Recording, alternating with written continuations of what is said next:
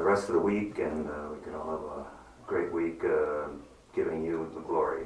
In Jesus' name, amen. Amen. Okay, here we go. Well, the saga continues on. Headline news today says, probe close from Huffington Post here. Probe closes in on Trump. So this week began the, official week of impeachment hearings with the House of Representatives. We're gonna see this day in and day out for I don't know how long, all the way up to the election, I'm sure.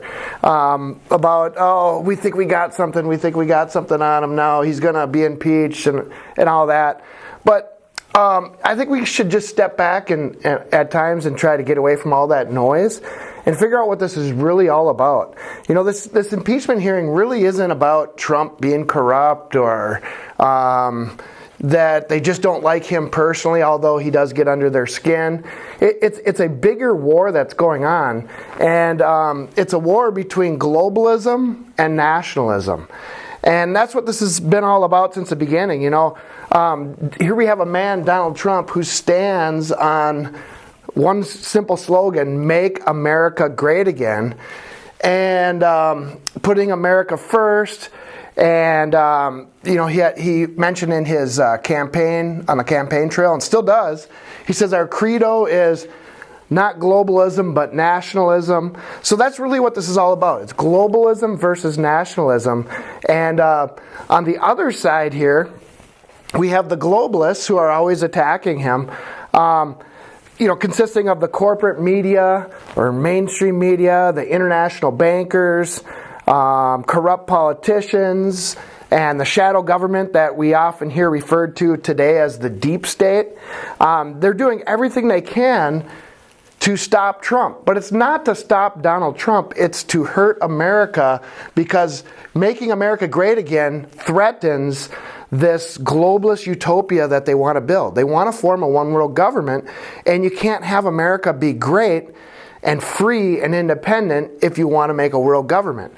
And but our thing here is, so what does the Bible say about all this? What is going on? Why are we having to hear this stuff day in and day out about these impeachment and all these types of things? Well, if we turn to Revelation chapter 13, verse 1, it's really simple. This battle's been going on for quite a while, and we're just seeing another skirmish of it, or possibly even getting towards the final stages of it. But Revelation 13, verse 1 says, I stood upon the sand of the sea, and I saw a beast rise up out of the sea, having 7 heads and 10 horns, and upon his horns 10 crowns, and upon his heads the name of blasphemy. So, I remember reading this as a little kid, and I remember thinking, man, is there really going to be this big monster come out of the sea in the end times? And I didn't understand that, that the Bible used all this symbolism, so I was just like, wow, this is crazy. What is this going to be? But this is a one world political system that rises up onto the world stage. You notice it says there are 10 crowns. We're going to find out later. I'm going to reference a verse that explains what those 10 crowns represent on the beast. These are 10 kings. Okay? 10 kings, 10 world leaders. And they had overall this world globalist system is in opposition to Jesus Christ. That's why it says it had on its heads the name of blasphemy. So whether you're looking at the leftists, the globalists, the mainstream media, everything they do opposes biblical morality, biblical truth, and there's no wonder why it does, is because that's what they're a part of.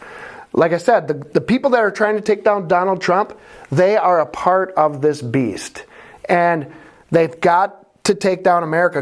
Because what was America founded on? We talked about this a lot in Genesis already. It was founded upon the Bible and Christianity. Okay? So verse 2 says, and the beast which I saw was like unto a leopard, and his feet as the feet of a bear, and the mouth as the mouth of a lion. And the dragon or Satan, gave him his power, his seat, and great authority. Okay? So I'm not going to go into the different aspects of this beast, but we can see it's mean. It's not a nice creature. It is we think of dictatorships and tyrannies. Well, this is a good description of it. Mouth is the mouth of a lion. I could go into the different pieces of it, but that's not part of our study today. But I will say this, the mainstream media's mouth, they're like a big mouthpiece that devours its prey. Okay? It is a very, very powerful weapon that they have. And up until recently, they haven't really had any opposition. People have been just believing everything they say. And now we've got a man on the scene that says, hey, they're fake news. Well, really, I mean, they are, but they're also a very fake and destructive influencer. Okay? Let me see here. Verse 3, and I saw one of his heads as it were wounded to death, and his deadly wound was healed, and all the world wondered after the beast. So what we could possibly be seeing right now, at least in type, is, so this beast, this one world political system, receives a wound. It gets hurt really bad. Well, right now we have a president, and we've got everyday working Americans, Christians, patriots, and etc., standing behind him, opposing this beast. We are inflicting great pain upon it right now, and the result of that is they're not going to give up. They're not going to say, "Oh well, okay, we give up. You won." So now we have impeachment hearings and other methods to try to take down the leader, the political leader, anyways, that is opposing this beast government. Verse 4, and they worship the dragon which gave power unto the beast, and they worship the beast, saying, who is like unto the beast, and who is able to make war with him? Okay, the beast at some point is going to get so powerful that people are going to say, who could oppose this? Even today in our workplaces, in our schools, in everyday life, it's getting to the point where their political correctness is getting so strong that people even think this today. How can I oppose this? How can I speak out against this without... they're so powerful, and I will be slandered, I'll be called bad names, I'll be called a hater, a bigot, an anti-gay person, you name it. Verse 5, and there was given unto him a mouth speaking great things and blasphemies, and power was given unto him to continue 42 months. Of course, that's in the future there. And he opened his mouth in blasphemy against God to blaspheme his name and his tabernacle and them that dwell in heaven. And it was given unto him to make war with the saints and to overcome them. And power was given him over all kindreds, tongues, and nations. That's one piece of evidence that we know this is a one world government, because he has power. It's a kingdom that has power over all kindreds, tongues, and nations. This super government controls everything, okay, in the future. And it's trying to rise right now, or it has risen in a sense.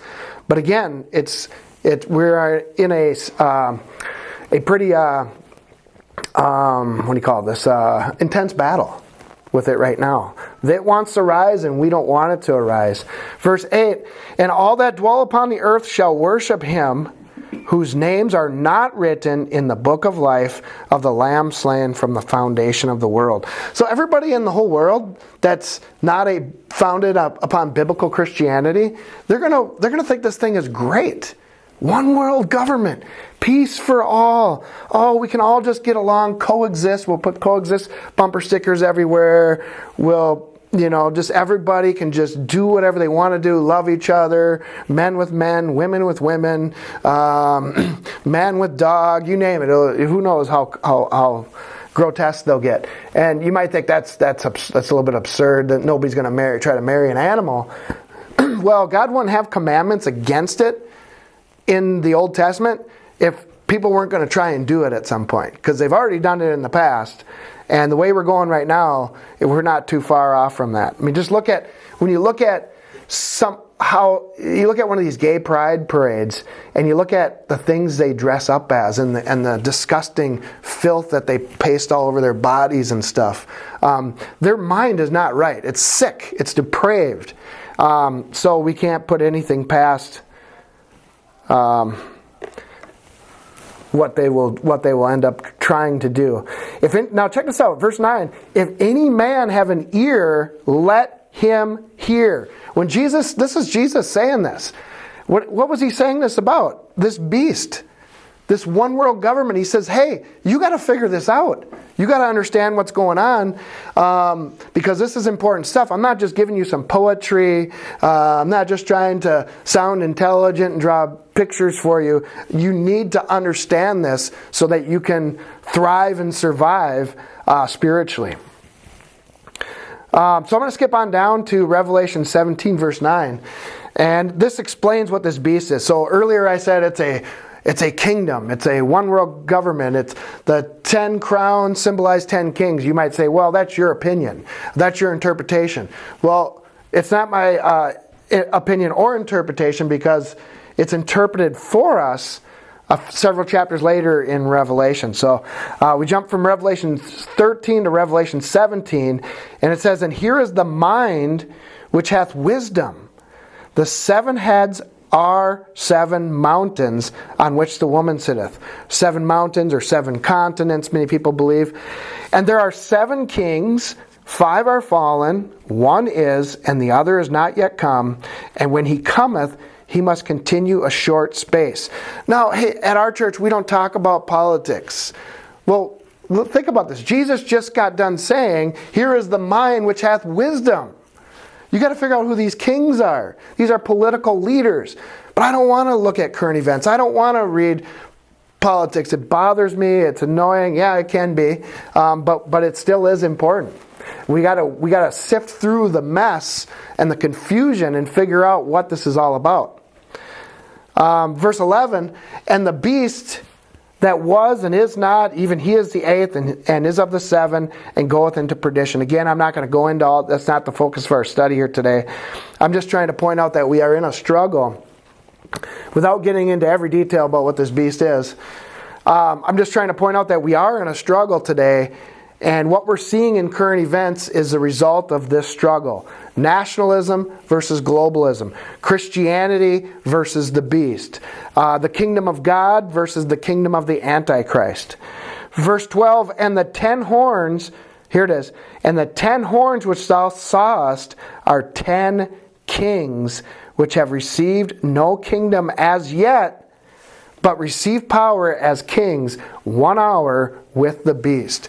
So the 10 kings have not taken control yet. That's really ultimately when we know we're really close to the end, is when there will be 10 world rulers, all in unison with each other, all in agreement, all working together. And we see types of that. We have the United Nations.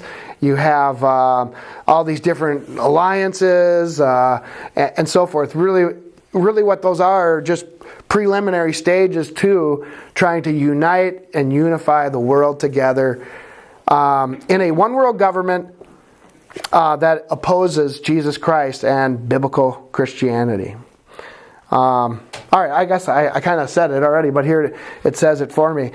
These have one mind and shall give their power and strength unto the beast. That's all these kingdoms. You know, you're talking about Russia, you're talking about China, you're talking about the Middle East. They all agree, countries everywhere agree and say, hey, let's give our kingdom, let's give up our national sovereignty. We don't want nationalism anymore. We want globalism. We want to be one mind. Verse 14, these shall make war with the Lamb, and the Lamb shall overcome them, for he is the Lord of lords and King of kings. Now check this out. And they that are with him are called, chosen, and faithful. So those who oppose the beast are these people here. Called, chosen, and faithful. Everybody else, they love the beast. They worship the beast. Hey, we love this new culture that's arising in America. We hate traditional Americanism. We don't want nationalism. That's the most evil thing. In fact, about a month or two ago, we talked about this group called Christians Against Christian Nationalism, I think is what the group was called. And had this big conference with all these superpower religious leaders in Christianity gathering together and saying, we stand together against nationalism. And I'm sitting here scratching my head. So what are you for then?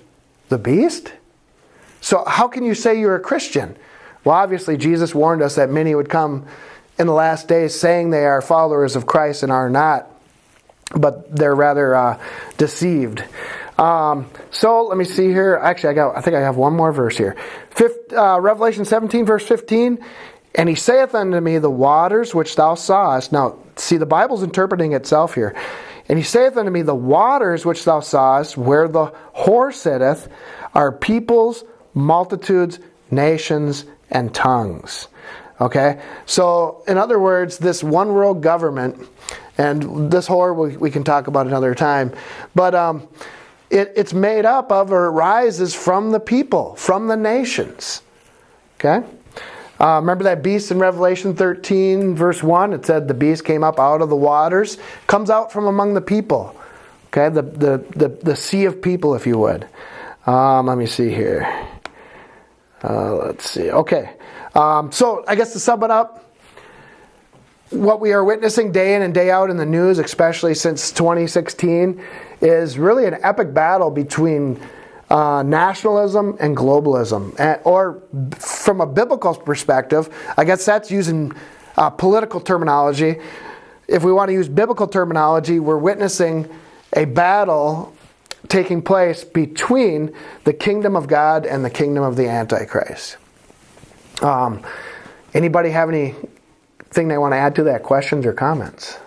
I just saw a thing on Facebook, that's what I was trying to find again, where the Pope had made a comment that the only way America will get out of the situation they're in is to become a one world government. Even the Pope. Right. The Pope said, I read it, and I was trying to find it exactly what he said, something about America is never going to be the same, and that they need to be a one world government for America to survive what it's going through.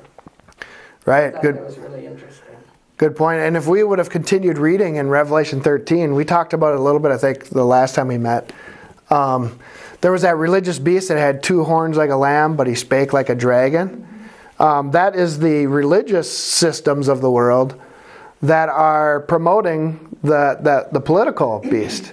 But they do it disguised as, like we were saying, like I mentioned, they do it. They dress all this leftist globalist, all these leftist and globalist doctrines as the gospel of Jesus Christ. So you think you're not going in there and hearing politics, but you are. You're hearing the dragon's politics disguised as religion, just pure religious stuff. Yeah, that's also why the Brexit thing is so big. There's been nothing but problems with them trying to leave the European Union, and the people have voted at time, or at least more than once, I think, and they're going to vote again or something, but that they don't want to be part of it, but yet the governments won't let them exit. Right. I don't know all the details of why, but it's just another example of countries trying to separate themselves from this world government and running into a lot of problems in the meantime, that... Right, that's a good point.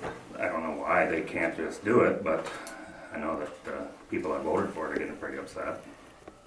Right, and you see there's such hypocrisy in what they're trying to do. They're always trying to say, well, Donald Trump colluded with the Russians, or he's colluding, with other foreign nations, stuff with Ukraine and stuff like that. But all these all those people saying that are people who have their interests are not America first, it's globalism first. So they're accusing Donald Trump of colluding with foreign powers when their whole dreams and aspirations and all their contacts are foreign powers. And it's everything from they don't want us to have borders. They want to keep the borders open. I mean, that's all part of it. You start blocking off our borders, that's going the opposite of one world government. Right. Can you imagine what happens when Trump wins in 2020? Yeah. How crazy they're going to get. Yeah, it'll be interesting. It seems that they They're gonna keep. lose their mind is what they're going to do. If they haven't already. It seems everything they're doing it just keeps backfiring on them. So, Yeah, that's the part that's which enjoyable. it isn't the super intelligence of Donald Trump, or it isn't because he's a righteous man. I just really believe God is